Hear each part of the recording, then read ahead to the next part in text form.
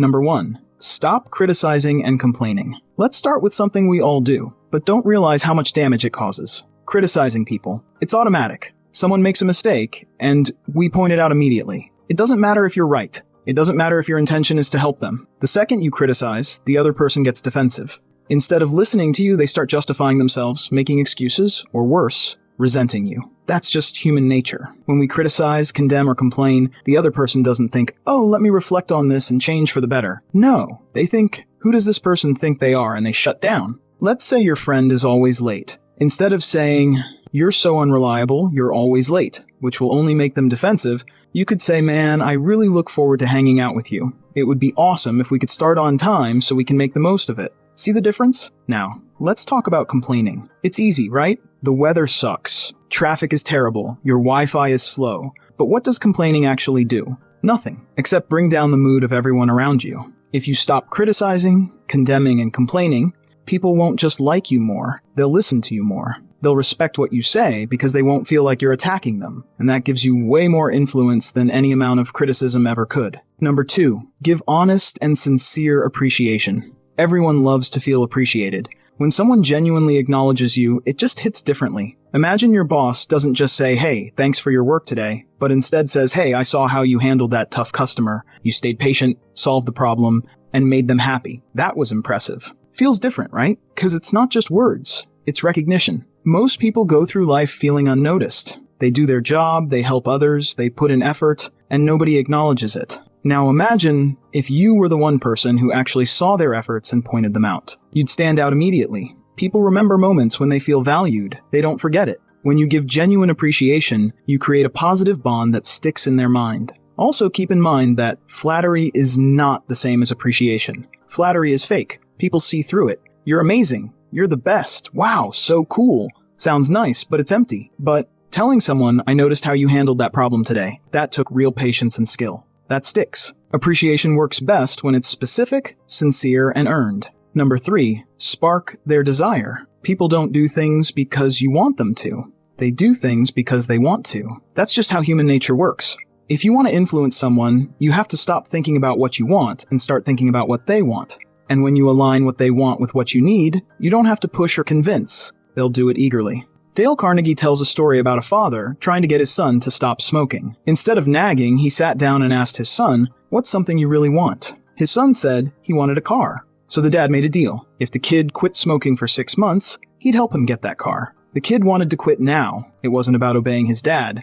It was about getting something he truly desired. So, before you ask for something, pause. Ask yourself, how can I make this about them? People aren't moved by logic alone. They're moved by emotion, desire, and what benefits them. The key to influence isn't forcing people. It's making them want to do the thing on their own. And once you get this, you'll never struggle to persuade anyone again. Number 4, listen more, talk less. The easiest way to be interesting is to be interested.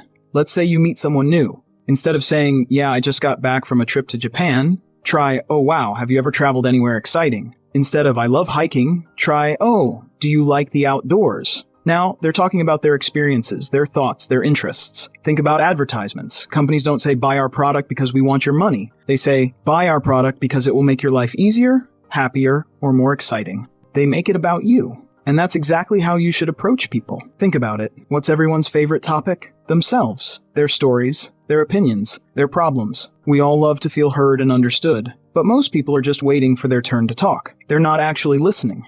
Carnegie tells a story about a man who went to a dinner party and barely spoke about himself all night. He just listened, asked questions, and let people talk. By the end, people were saying he was one of the best conversationalists they'd ever met, even though he hardly said a word. So if you want people to like you, stop trying to impress them. Instead, let them impress you. The more you encourage people to talk about themselves, the more they'll think you are interesting, even if all you did was listen. Number 5, smile. Next time you're out in public, try this. Just smile at a random stranger. Not in a creepy, I know where you live way, but just a normal, friendly smile. Watch what happens. 9 times out of 10, they'll smile back. And for a split second, you've both had this little moment of positivity. That's the power of a smile. It's simple, free, and ridiculously effective at making you more likable. Now, you might be thinking, but what if I don't feel like smiling? Here's the deal. A fake smile doesn't work. People can sense it. The trick is to actually think about something that makes you happy while you smile. It makes a huge difference. Smiling isn't just good for social situations, it's good for you. So if you want to be more likable, more confident, and just generally happier, start by smiling more. It's free, it's easy, and it works. Number 6. Names matter. When someone remembers your name, especially someone you just met, it hits different. It feels good. It makes you feel important. That's because, to each of us, our name is more than just a label. It's part of our identity. Dale Carnegie says that a person's name is the sweetest sound to them, and it's true. Now, imagine you're meeting someone new. Use their name early in the conversation. Nice to meet you, Sarah, instead of just, nice to meet you. It makes them feel seen. It makes them feel like they matter. And if you're the type of person who always forgets names, start making it a habit to repeat the name back right after you hear it. Hey, I'm Jake. Nice to meet you, Jake. Saying it out loud helps it stick. Associate it with something. Your brain loves connections. If you meet a guy named Mike, picture him holding a microphone. If you meet an Emma, imagine her winning an Emmy Award. Silly? Yes. Does it work? Absolutely. Use it casually in conversation. Don't overdo it. So John, how's your day, John? By the way, John, but naturally drop their name in once or twice. People are wired to love hearing their own names. It makes them feel important. And the more important you make someone feel, the more they like you. Number 7. Speak their language. Imagine you're at a party, and you're stuck in a conversation with someone who won't stop talking about something you don't care about. Let's say their collection of rare stamps. They're going on and on about the history, the different types, and how much certain stamps are worth. You nod, you fake a smile, you desperately look for an excuse to escape.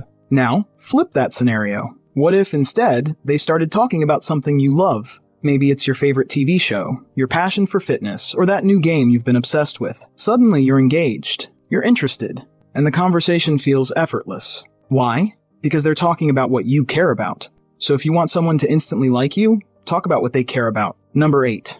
Make it their idea. Humans are wired to protect their ego. The moment someone forces an idea on us, our brain goes, hold on, I don't like being controlled. But here's the trick. If someone thinks an idea is theirs, they'll embrace it like it's the best thing ever. Instead of telling someone what to do, guide them to the conclusion so they feel like they came up with it. Here's how. Ask questions that lead to your idea. So instead of saying, you should exercise more, ask, what do you think would be a fun way to get more active? Now they're the one considering the idea. Instead of, we should use this strategy, try, what do you think about this approach? Do you think it could work? Make it seem like a small step. People resist big changes, but small steps feel manageable. Instead of saying you need to change your whole diet, say, what's one easy food swap that might be fun to try? Now they feel invested in the idea, and once they feel like they've contributed, they're way more likely to support it. Number 9. See it their way. Dale Carnegie says, try honestly to see things from the other person's point of view. Sounds simple, right?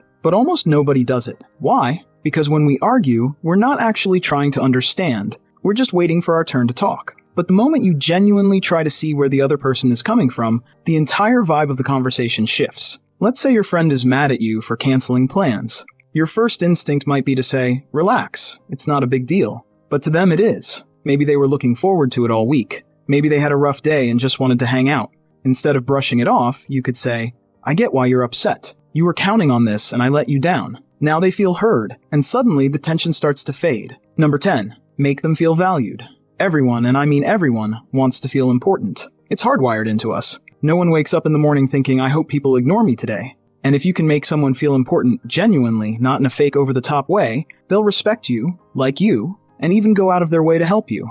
So how do you actually make people feel important in a way that's real? First, pay attention to them. When someone is talking to you, actually listen. Not the, yeah, totally kind of listening while you're scrolling on your phone. Real listening. Look at them. Nod, react, ask follow-up questions. Show them that what they're saying matters. Second, acknowledge their strengths and contributions. People love feeling valued for what they bring to the table. If your friend gives great advice, tell them, you always know the right thing to say, I really appreciate that. There's a story about a janitor at NASA in the 1960s. Someone asked him, what do you do here? And he said, I'm helping put a man on the moon. That's the power of feeling important. He wasn't just cleaning floors. He was contributing to something bigger. When people feel like what they do matters, they take pride in it. And if you're the person who makes them feel that way, they'll remember you. Use people's names. Remember earlier when we talked about how a person's name is the sweetest sound to them? This is the perfect place to use that. If you say, great job, Sarah, instead of just great job, it instantly feels more personal. And finally, don't just recognize the big people in your life. Sure, complimenting your boss might be easy,